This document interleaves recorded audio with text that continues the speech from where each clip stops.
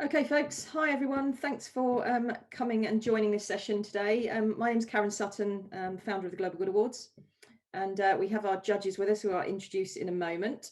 Hopefully this session will help you get lots of insights into what a judge really looks for and what they look for in a winning entry, and also things that they don't want to see in your entry, things that might be missing, things that they would put them off from marking your entry up. This session is for any organisation entering any sustainability awards, not just the Global Good Awards, but I'm sure the questions will apply to most industry sectors in the sustainability and social environmental space. But as we are the Global Good Awards, I'm obviously going to give you a little bit of an insight in what we're about.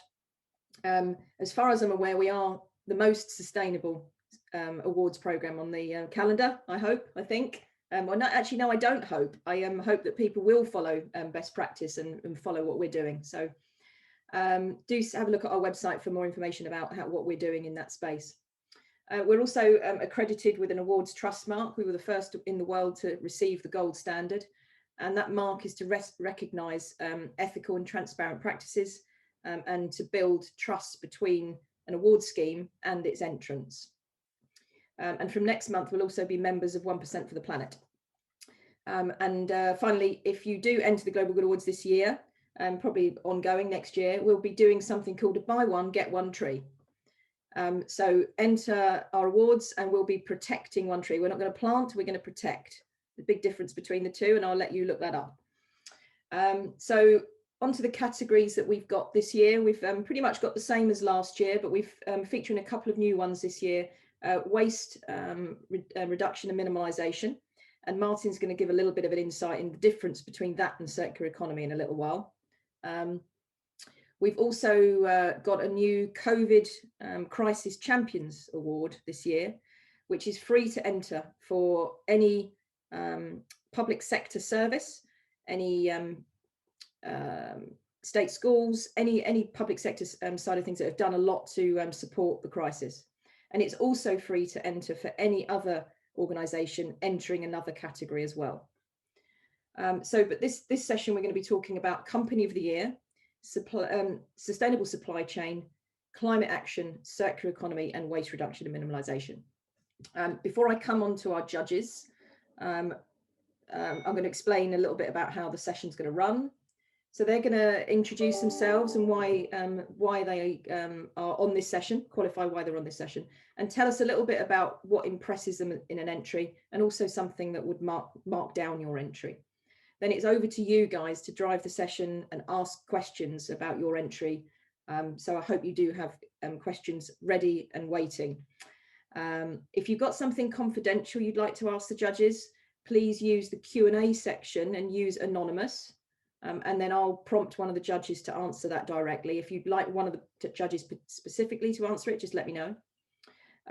But open questions, just pop them down as panelists and attendees in the chat, and I'll read the questions out, and the judges and one of the judges will put their hands up and say which one who would like to answer it. It's being recorded, so don't worry too much. It will be uploaded to YouTube, and it will be shared on our website. So today we have some amazing judges with us. Some of them have been with us since 2016, 17. Some simply just they simply refuse to give up their seats. And today we have Martin Wright. He's third year on the trot as judge. He was a speaker in 2018, and he's wangled his way onto the hosting team as well now. So that's Martin. Claudine Blamey, she's come back for the fourth time in her new role at Argent, and she was winner of Company of the Year in 2018 with Crown Estate. And Phil Clark, he's back for his fifth year running. So you can definitely see we've got a lot of sustainability on the judging panel. So I'm going to kick off let's start with Martin, as you've unmuted yourself already, Martin. Yes, so I'm Martin Wright. I'm a writer and speaker about environmental solutions and sustainable futures. I've worked with all sorts of organizations over the years, including Forum for the Future. I was very involved as a judge and assessor with the Ashton Awards for many years. My background is journalism, and one thing I'm particularly proud to be involved with now is I'm chair of Positive News, which is a cooperative owned by its readers, focusing on good journalism about good stuff in the world. So that fits very nicely with what we're trying to do with Global Good Awards.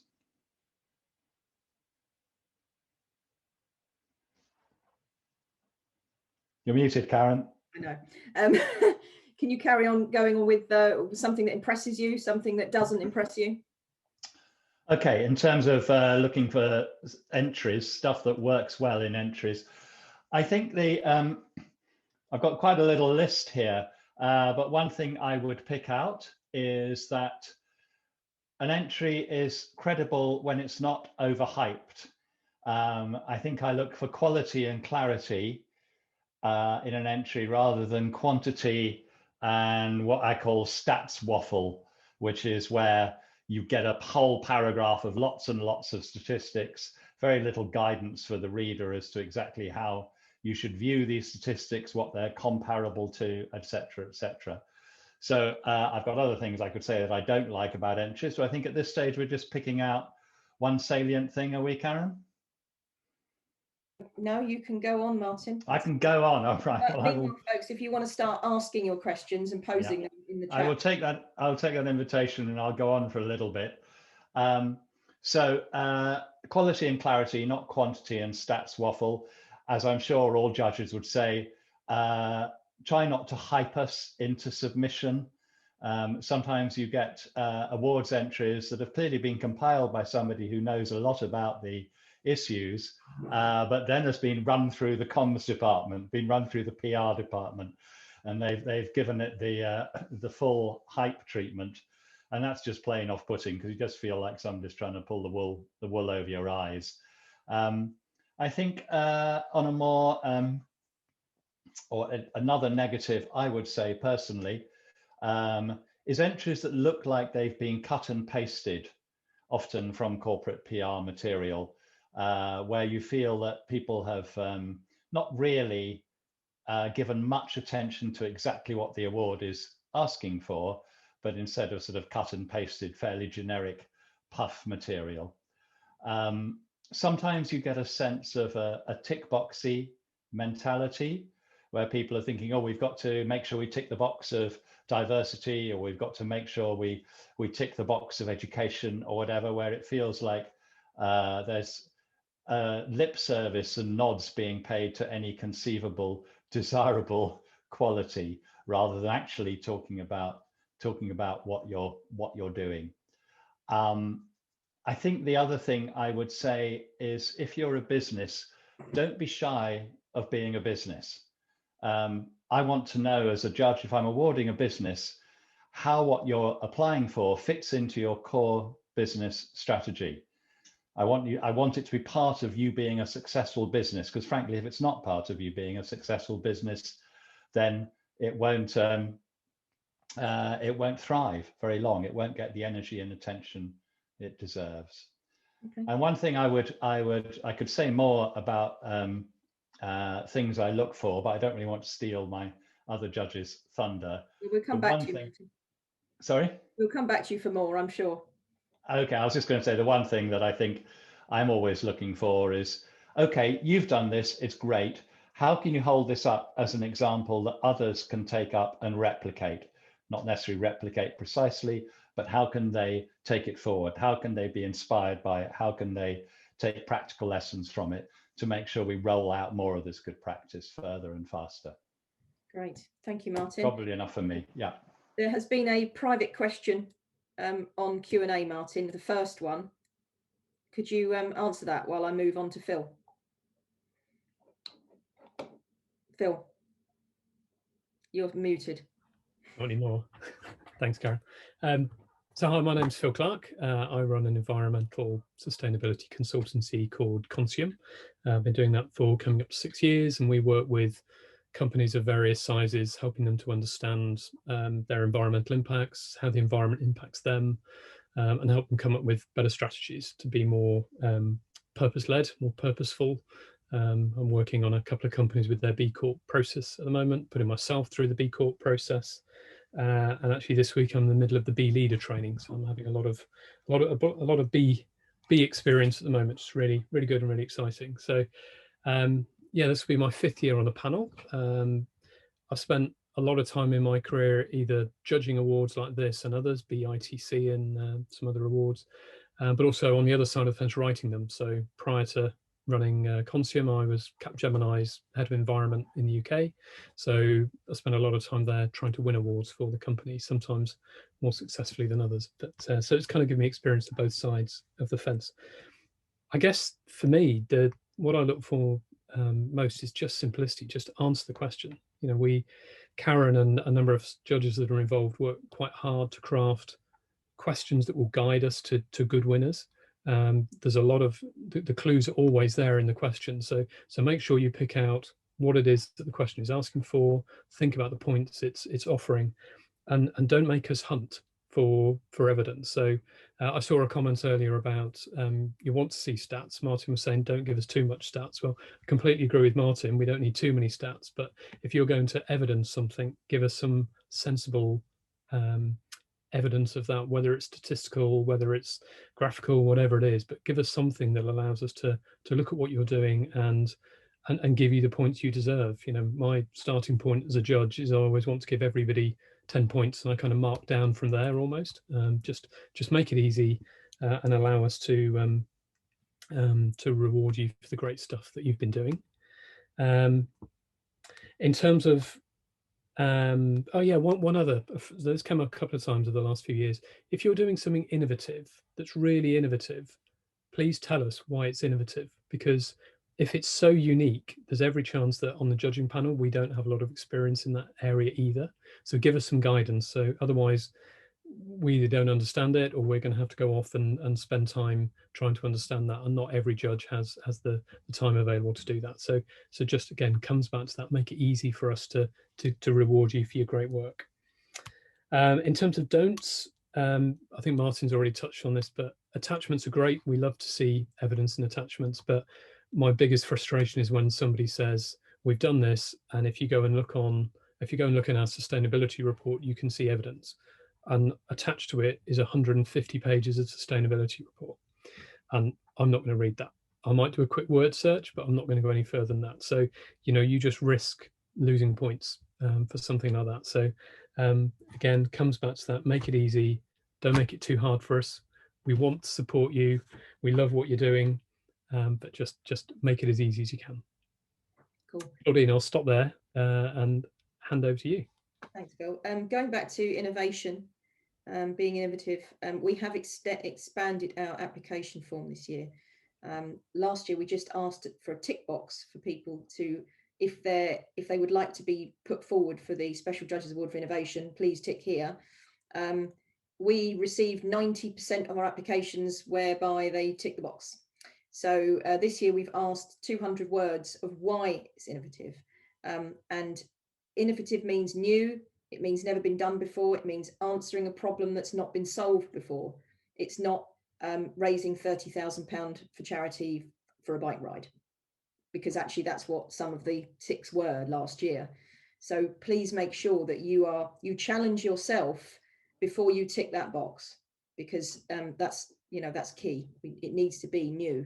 Otherwise a judge is not going to read 80 applications to see if there's anything that's innovative in there.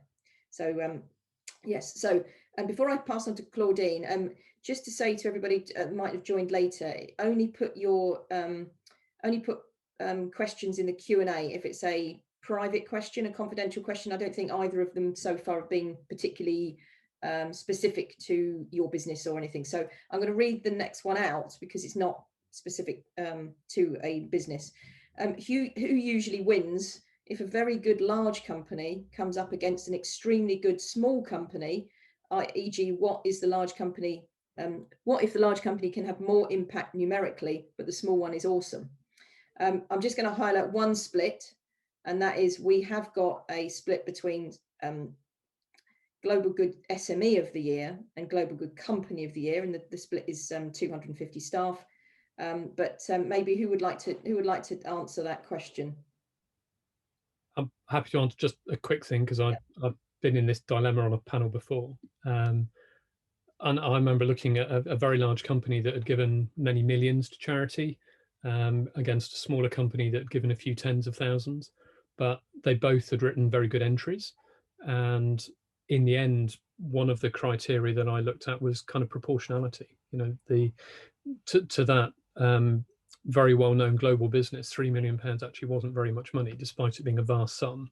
Whereas to a much smaller business, the £30,000 that they had provided, and it was their money, not company employee fundraising, you know, that to me was really powerful. So that swung something in favour for them. But certainly, I know from the judges' conversations we have in the rooms or virtually, that is something we always debate, and we try to find fairness rather than just looking at simply how big somebody's donation was or number of hours of volunteering or something like that. Before Martin speaks, Claudine, can you just read the question from Megan? And I'm going to ask you to answer that one in a minute, because I think you're probably more positioned to answer that one. Martin, go on. What were you going to say? You put your hand up. Yeah, just on that large company, small company one, I mean, it is a really tough one. I always try to come back to the touchstone of what are the awards for, whatever award scheme it is. What are we trying to achieve? Why have we set up these awards? What do we want to achieve? And it's always partly the answer to that is recognizing, you know, good achievement in a particular sector, but it's also making stuff happen, taking things forward. So I always look at impact.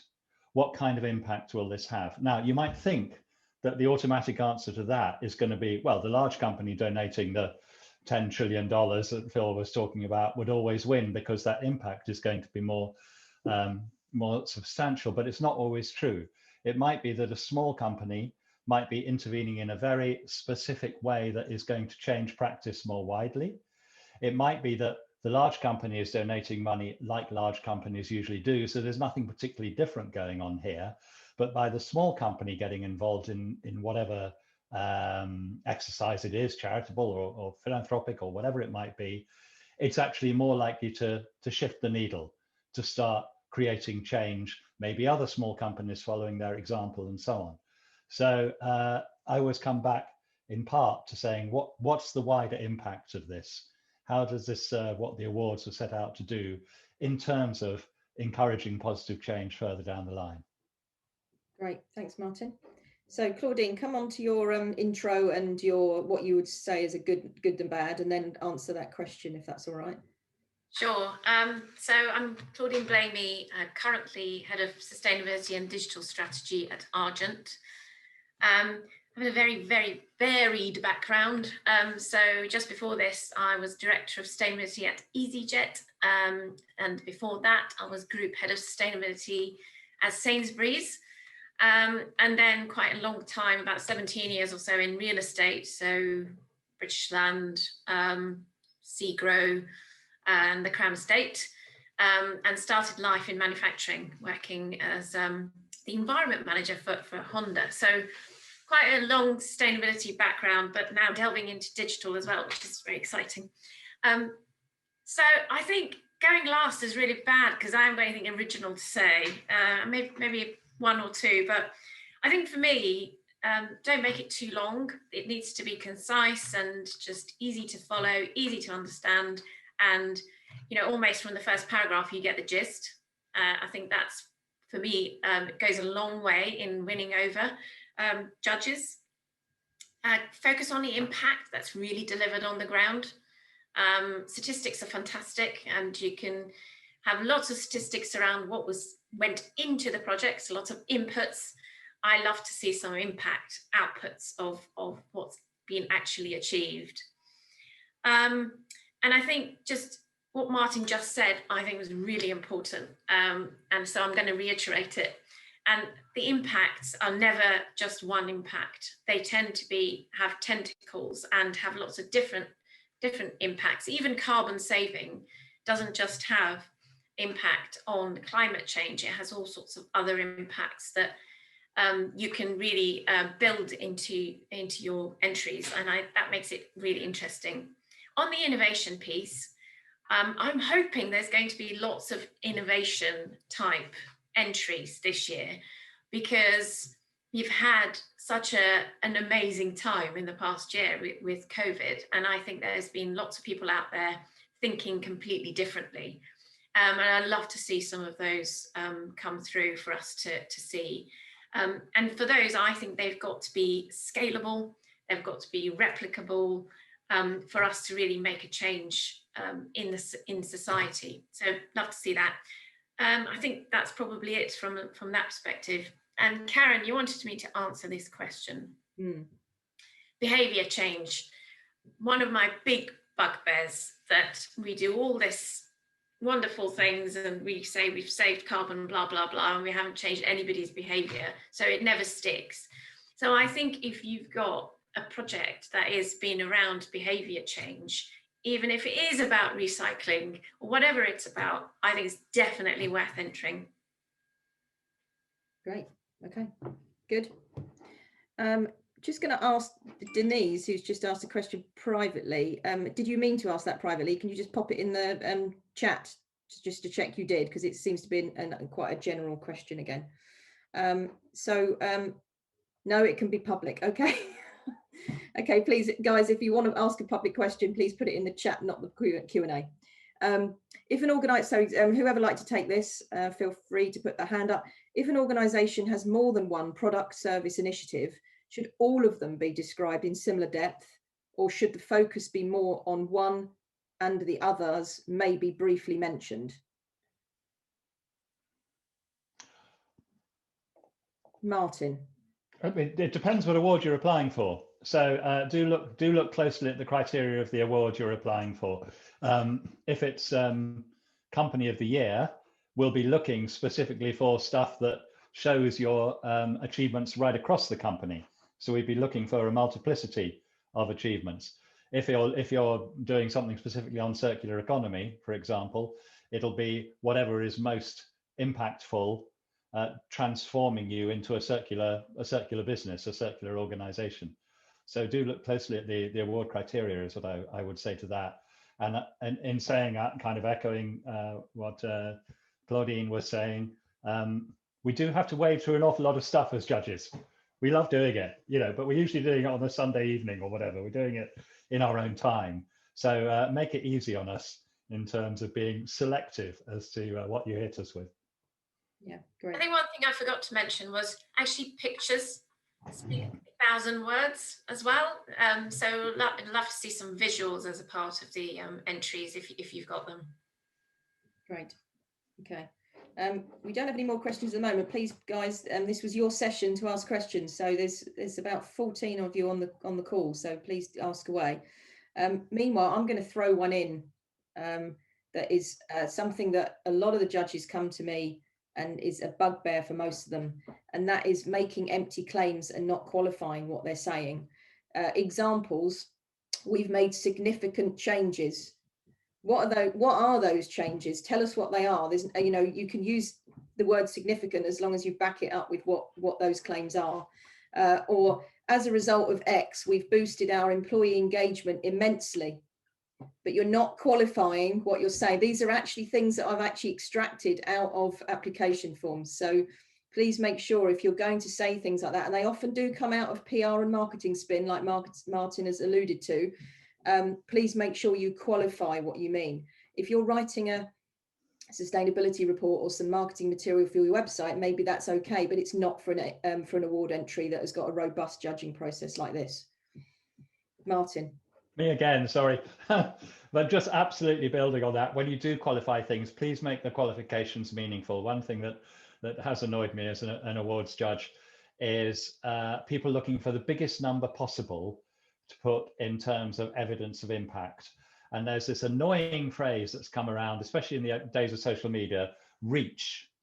And it will say something like, we've reached over 17 million people with our campaign. And, this comes from the sort of the Twitter style impressions, you know what I mean? The number of impressions, which can just mean that nobody's actually seen it at all, but they might have been in a position to see a message on the website. I'd much rather have a smaller number that relates to people we know have actually done stuff as a result of what we've been initiating, rather than a number of people who might conceivably have seen a message. Seeing a message doesn't necessarily imply any change whatsoever. Okay, cool. judges, can you have a quick look at the Q&A and let me know who would like to take that question? I think that is one that needs to remain in confidential. I'll answer the next one. Megan, do we also welcome video graphs as visual aids? Yes, we do. There is a section at the bottom for supporting documents, and just make sure that you don't make them too long.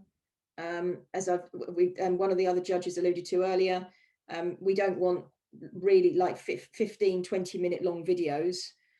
We want them to be short. If they are 15 to 20 minutes long, by all means put them on there, but add in the additional comments or within your application what particular minute you'd like the judges to look at, because they're not going to read or watch all of that. Okay, thanks, Martin. So yeah, that's that. Does that answer that question? So anyone else got anything? And while Martin's answering that question, has anyone else got, Phil, Claudine, have you got anything to add? Bearing in mind where the categories we're talking about, would either of you like to sort of go over a little bit more about Company of the Year, or because it's quite a big category and there's a lot to it?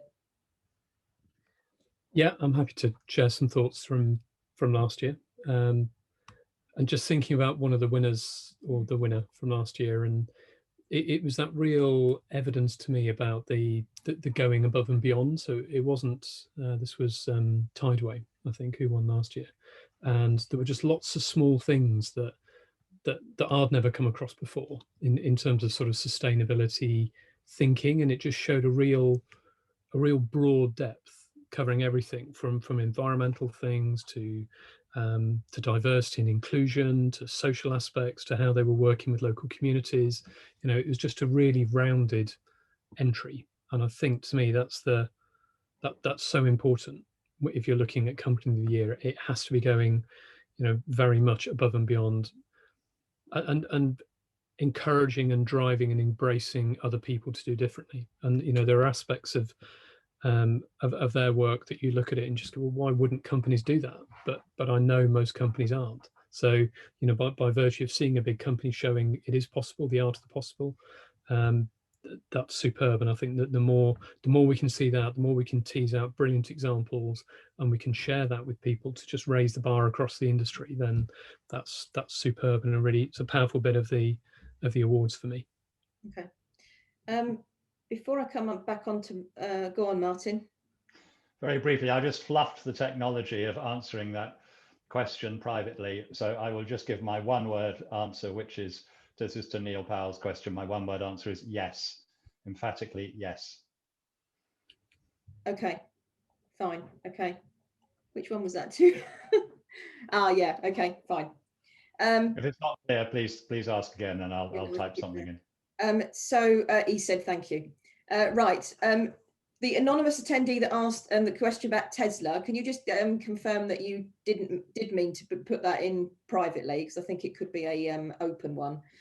Meanwhile, Martin, talk to me about the difference between waste reduction and minimization and circular economy. I'm sure Claudine might have something else to add after. Yeah. Okay. So we've this is in the context of separating out the Waste Reduction Award from the wider Circular Economy Award. And we just felt these were such big topics with often quite distinctive circumstances in which an organization is grappling with them, that they deserve to have two separate awards. So the waste one, we're really focusing on people who are setting a clear zero waste strategy, or pretty near as damn it zero waste strategy. There doesn't seem to be any other really meaningful strategy to have when tackling waste. And there can be some really strong achievements there by organizations who are simply not in a position to fully embrace the circular economy in terms of their day-to-day operations or their business strategy. The circular economy is certainly an ideal, but it recognizes the fact there are some organizations for whom having a really credible waste strategy, a zero waste strategy, and clear evidence that they're on the way to it really merits an award. While the circular economy is more for organizations that are embracing that at the heart of their business model. And there are plenty of different sectors where the circular economy is moving from being a sort of nice to have to something that is actually beginning to be a business reality, a potential business reality. We have a real business model to it. So I think that's why we felt they deserve two separate awards. Is that fair? I don't know if Claudine, if you want to add something. I think that's right. When you're looking at manufacturers of products in particular, I think there are others who are playing a part in the circular economy and enabling that circular economy to happen that are not the ones that are manufacturing the products. So a good example is at King's Cross, Argent has said to the occupiers that they're setting up a thing called a cup club.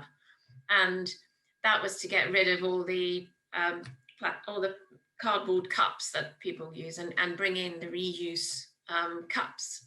So, and that was amazing. That's really taken off. The other one was around, we brought glass bottles for milk to be delivered all over the estate and got rid of completely all the plastic and other bottles.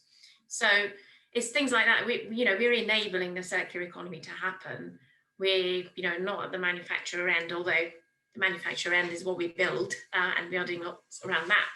But again, we are the client who needs to then push the steel manufacturer or the cement manufacturer to think about circular economy and how they start to bring that into their thinking. So I think even that you could, as an enabler, enter an award doing that too. Okay, thank you, Claudine. So on to Phil's going to answer this next question. Who wins? Tesla versus acute social enterprise making long-lasting and, dare I say, upcycled, affordable, low-maintenance, resilient e-bikes for all? Sustainability deathmatch. Well, I could just say it depends, because all of these things will always have an it depends. It depends on the category, depends what they're going in for. So again, as Claudine said earlier, and Martin as well, a lot of it comes down to impact. What's the impact that we're looking for in that question? Teslas are lovely. I'd love a Tesla. Teslas aren't right for everyone, and in many cases a Tesla could be a terrible environmental outcome compared to getting a lovely upcycled, low maintenance, resilient e-bike. So I think it would often come down to what is the question being asked. I think there's a huge amount to be said about a acute social enterprise that's doing a right stuff, that's very accessible to a lot of people, compared to a product that's relatively inaccessible to most people. Yeah, just to add to that, I've always briefed our judges that they can award a small organisation the gold or a higher prize than a large organisation when they're balancing the resources and the input versus impact. I've always said to them, it doesn't just go to the biggest company with the biggest pockets. It can be the smaller organisations, and we have had several scenarios where a small charity in India has won over a multinational company based all around the world. So yeah, just please don't feel you can't enter, or you don't feel you'll win because you'll be up against large organisations. And if we do have a clear divide, we often split the category into small business and large business if there is enough requirement for it. So yeah, so that answers that. So we've got another couple of questions. If an innovation has been happening for some time, maybe a few years, but the company has never applied for an award, can they still do so? Do you prefer more current entries? And if so, what's the time scale? So I'll quickly, when you judges, let me know who you want to answer that, but quickly I'll say that on all of the categories on the website, it does give you a timescale of where we like to see majority of the impact. So that for this year, for example, it would be sort of 2017 to 2020, but that doesn't necessarily mean that you can't have had an impact before that. Anyone want to add to that? No, that's answered. I was just going to say, because I was part of the innovation panel last year, and I think that the timescale thing is important. It could be that that innovation is relatively slow and you've been working on it for 5 years, but nobody else has been doing it and you're just launching it and it's still innovative. You know, I've certainly seen entries where somebody was claiming innovation and we all looked at each other and went, but I know of at least 3 other companies that have already gone to market with something like that. So I think it's just bearing innovation in mind, making sure it is definitely that. Okay. How do you feel about a startup still in R&D with an innovation that would have a very large impact when the work is completed, i.e. great idea, but a I can't say that word. Theoretical? Thank you. Impact. Who would like to take that? I will if you want. Oh, sorry, no, Claudine, why don't you? Yeah, I was just going to say, I guess it depends where they're at with their theoretical. Is it just at planning stages, or have they actually gone down the line of producing whatever it is and setting it up, and it's well on its way to hitting the world? Then yes, I think that's great. Why not? Maybe it will help them getting an award to market their product. Yeah, I said on the last session actually that innovation is something that can be sort of prototypes, but and certainly product as best product, they come in hand in hand, and certainly for startups possibly as well.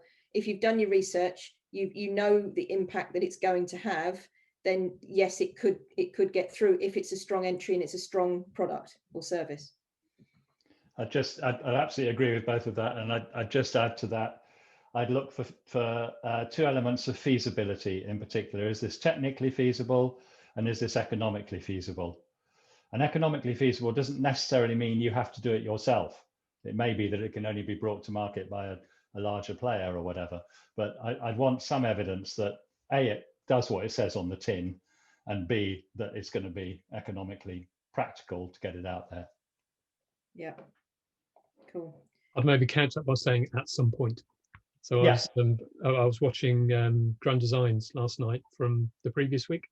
A guy built a self-heating house, and you know, for a long way through the project, it looks like he was some crazy dude that had, you know, bankrupted his family, but actually 2-3 years down the line, he'd come up with a brilliant idea of a house that actually doesn't need a heating system. Getting that scale would be fascinating, but it suddenly made me think of, you know, rather than seeing 400 box-like houses sat on a nice bit of greenbelt somewhere, you could have 400 houses half buried below the ground that don't require any heating. And that's really exciting, and you need someone that's gone out on a real punt like that to innovate sometimes. Yeah, I agree. Okay, guys, keep coming with those questions if you've got any more. I will just highlight one thing that came up in the last session, which is really quite key, and that's make sure you read that description and criteria of the category that you're entering, and don't just read it once you've completed your entry. Before you submit, read it again, make sure you've answered the questions, make sure that you've followed those criteria. And also you know, if there's the varying criteria points of from like 15% to 40% for each of those areas. So make sure that you dedicate the right amount of time and detail and evidence for those particular criteria points to match the percentages, because scoring 10 out of 10 for something that's 15% is not going to be as impactful as getting a 7 out of 10 for something that's 40% of the impact. So make sure that you quantify, make sure you check those criteria before you answer them. Anything else you want to go over, guys? Talk about in any of the other categories: climate action, circular economy, what you're looking for? Well, just to your point about sort of reading and rereading, particularly if you know, I appreciate everyone is very busy doing their day jobs and will often get some help from somebody else in the organization, dare I say it, the marketing team, but do make sure you read what they put in, because you know it is really clear. You know, particularly I've seen entries where there's some really good text in section 1 and then it's pasted into section 2 and section 3 as well, and then it's obviously just wrong and you lose all the emphasis. So if you do outsource your entry to somebody else, make sure you do spend the time to make sure it is absolutely spot on and you're not you're not on a hiding to nothing with it. And I'd just sort of add, I guess, something we said earlier. We're really not going to mark you down if you don't include masses and masses of links to further reading, further material, 17 YouTube links. If it's relevant, great. But everyone's under pressure of time. You're under pressure of time compiling it. We're under pressure of time reading through it. So we're not going to think more kindly of you if you send us more stuff. Sometimes au contraire. Yeah, I've had situations before where we've had 120-page brand guidelines, 15 versions of your logo. We don't need that. We need one logo as requested, and we don't need your brand guidelines unless there's a particular reason why we're having your brand guidelines that is something to do with your sustainability policies or something that, you know, relevant to the entry. So yeah, and talking of supporting documents, don't just refer to your supporting documents in your main application about like key stats. If you've got some key stats in there, put them top and center. Don't rely on the judges to trawl through a document to find them. If they're really important and key to your application, put them in the application. The thing I was just going to go on and say, Karen, is don't hide your good achievements. You know, I think something, you know, we've been at times we've talked quite a lot about don't do this, don't do that. I wouldn't ever want to put people off. You know, if you're doing something really good in your company, whether you're a small company or a big company, and it fits the criteria for that award, enter it. You know, don't hide because you don't think it's good enough necessarily. We let us decide on that bit. But you know, we want to see those good stories. Yeah, I mean, if you're not sure, obviously I'm not a judge, but I'm always at the end of the phone or email. I always respond to everybody. We're not just an online awards program that we just don't communicate with people. I'm very much here, can answer any question. And if you ask a question on an email that I don't know, I'll ask one of my judges for you, because that's, you know, we've got a very supportive judging panel. Hence why I've organised 6 of these Ask the Judges panels. So yeah, please do ask. So yeah, I think unless anyone else pops in with a question, I don't know whether you want to have some closing words, folks. If you can think of anything to say and put you on the spot. I'll have to take a couple of closing words. One is actually just to, I just want to sort of echo something Phil said, because it is an interesting point that, you know, Tesla or the Qt e-bikes company. And again, I come back to the impact side of things, but there's we're not necessarily, I think I'm speaking as for all judges, not necessarily wanting to award something that is already in place, has already been recognized as doing wonderful stuff and is going to have momentum all of its own. We might be doing that, and that would apply to Tesla, for example. You know, Tesla's cool, Tesla's sorted, hooray. You know, electric cars are going to conquer the world, and that's in significant part thanks to Tesla. Well, a company that's getting e-bikes out there and making them affordable for people and creating employment and all that, that's new and that's different. So that sort of is, I guess, putting a bit of a gloss on what Phil was saying about relative impact. And the only thing I'd say as a more general comment is if in doubt, have a crack. If you're not quite sure whether what you've done is remotely in the right ballpark, Karen loves getting your emails. So, drop her a line, and you know, if you think you've done something worthwhile, have a crack at least making an initial inquiry, because you won't lose anything by that. And the benefit of doing that, if you have entered and you don't do well, you get feedback from the judges. I ask my judges not to just give scores, they actually give actual physical written feedback. So you'll find that not only might you be able to put in a better application in a couple of years' time, you can obviously, as a result of that, make more of an impact and do better in your business. So please do consider that. Before we carry on with those closing words, I've had a question. This is an interesting one. What happens if judges can't anonymously agree a winner? What's the process? Apart from throwing tomatoes across the room at the table at each other, arguing, and so who wants to take that? There's a lot of arguing, which is actually the the bit I really enjoy. I think there is a lot of arguing. There's a lot of sort of putting points across for and against that entry, and that's the bit that I think makes this award particularly interesting, because I've been judges at other awards and it's not the same, and it's partly because of the strength of the judges and their knowledge around the area. But that's what makes it interesting. There is another process, isn't there, Karen, that I've forgotten, that actually you can escalate to.